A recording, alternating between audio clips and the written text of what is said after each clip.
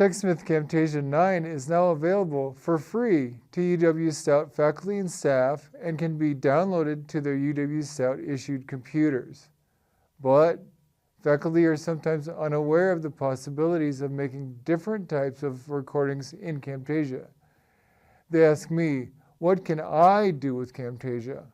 Let's look at 5 short video examples created by UW Stout instructors for use in their courses. These are not the only possible ways to use Camtasia, but they may spark some ideas for you. Dr. Todd Zimmerman uses Camtasia to orient students to his online course site and help them find the syllabus.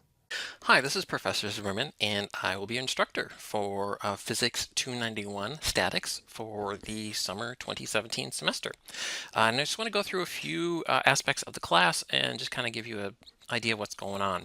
So here we have the D2L homepage for the course, and one of the first things you'll want to do is go to the content section and download the syllabus. Here is the syllabus right here. It's Phys 291 Summer 2017, and the syllabus will have answers to a lot of your questions.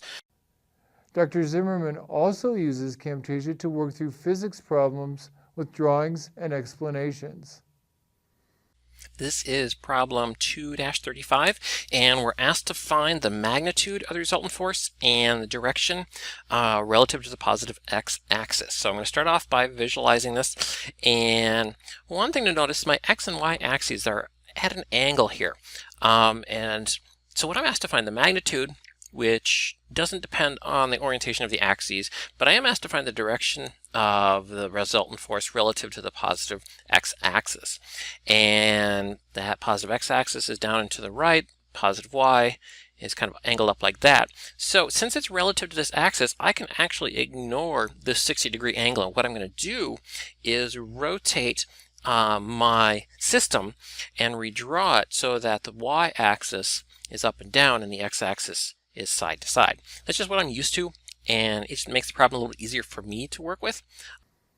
Becky Marine records PowerPoint lectures using the add-in for PowerPoint and adds more presence by recording her webcam along with her audio and slides. Children are considered developmentally delayed if they show a delay in one or more of the major developmental domains that are listed here in the areas of language and communication, gross and fine motor development, cognition, or socio-emotional development. And the criteria can vary from state to state, but typically minimal criteria include a 40% or greater delay in one area, or a 25% or greater delay in 2 developmental domains. So for instance, if a child has a 40% or greater delay. Dr. Jennifer Grant uses Camtasia to record walkthroughs of websites that are useful to her students.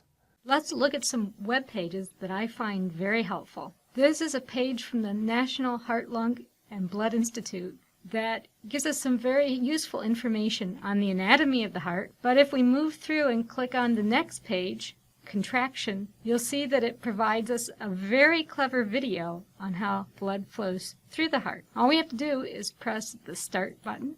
Your heart is a muscle that works like a... You can pause it using the keys down here. And as well, if we move forward to the next page, we see some more information on circulation, but the page on the electrical system will give us another video that shows us how an ECG measures the function of the heart. So after you play this video, you might be ready to watch some of those medical TV shows and see what they're talking about when they talk about ECGs. Dr. Amy Zimmerman uses Camtasia to record tutorials for her students, including this one on how to make an intervention graph using Microsoft Excel. In this video, I will demonstrate how to make an intervention graph using Excel. First things first, you will want to input your data, which I have already done. My baseline data points are in column A, and my intervention data points are in column B. Note that column A and column B do not overlap. To make your graph, you will use your cursor to select all of your data. Next, click Insert.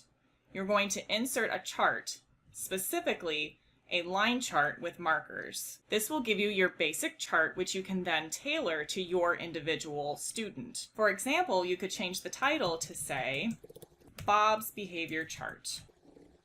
Next, you can edit your legend so it's clear what each line is. To do this, you right-click on that area of the graph, pick Select Data, then you'll pick Series 1, which is column A, or your baseline data. Click Edit, and change the name to Baseline. You'll then pick Series 2, click Edit, and change the name to Intervention. If you have any questions, please contact Learning Technology Services and someone will assist you.